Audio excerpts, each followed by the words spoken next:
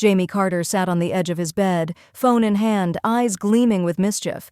He had just accepted a dare from his group chat, call a stranger, say something creepy. Bonus points if it's someone local. So he did. That's how he had spent most of his Tuesday evening. Sitting on the living room sofa, feet kicked up on the coffee table, scrolling through his mate's group chat and swapping prank call challenges. The dares had gotten creative. Call a pizza shop and order Chinese. Pretend to be the police and warn someone their dog's been reported. Call a random number and say, "I'm inside your fridge." He Googled a random landline number, picked one, dialed, smirked. Ring ring, hello? Came a soft, elderly voice.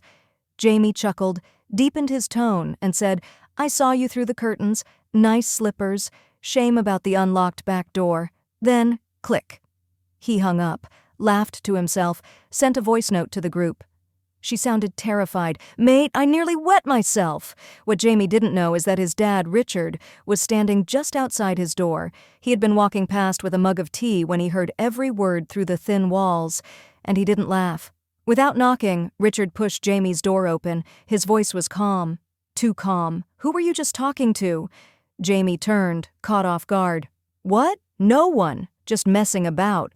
Don't lie to me. I heard it all. Who did you just call?" Jamie scoffed. "It was just a prank call. Chill, everyone does it. Don't you dare tell me to chill after that. You threatened an old woman for a joke?"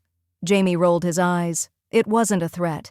It was just messing. You told someone to lock their back door. That's not messing. That's menacing." Jamie paused, suddenly realizing the seriousness in his father's tone. "It's not like she knows who I am." Richard took a slow breath. "You used your own number." Silence. Jamie's stomach dropped. "You're kidding." "No, Jamie." She reported it to the police. And guess who called her next-door neighbor to check on her? Mr. Raines, who happens to know me. Jamie's face went pale. Richard held out his hand. "Give me your phone. Dad, come on. Now." Jamie slowly handed it over. His father took it and switched it off. "You've officially lost the privilege. You can consider yourself grounded." "I'm 20. You're 20 and acting like a child." That woman thought she was being watched. Alone. In her home.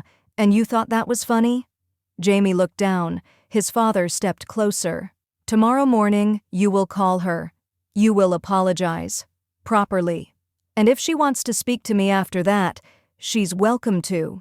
Because if this goes any further legally, I'll make sure you face the consequences like a man, not a boy hiding behind a screen." The next morning, Jamie sat at the kitchen table. His father had written down the number. The landline rang, once, twice, 3 times. "Hello?" came the familiar voice. Jamie's voice cracked slightly. "Mrs. Halberton? My name is Jamie Carter. I'm the one who called you last night." Silence. "It was meant to be a prank. I didn't think. I wanted to say, I'm sorry, deeply. It was wrong. I realize now it wasn't funny." There was a pause on the other end. "I was frightened. Young man," she said quietly. "I've lived in this house alone for 15 years. I thought someone was watching me. I didn't sleep a wink."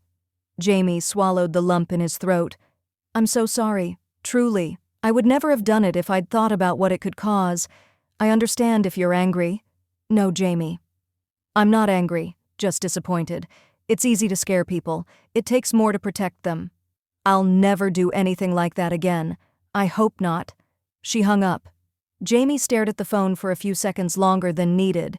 His father walked in and sat down across from him.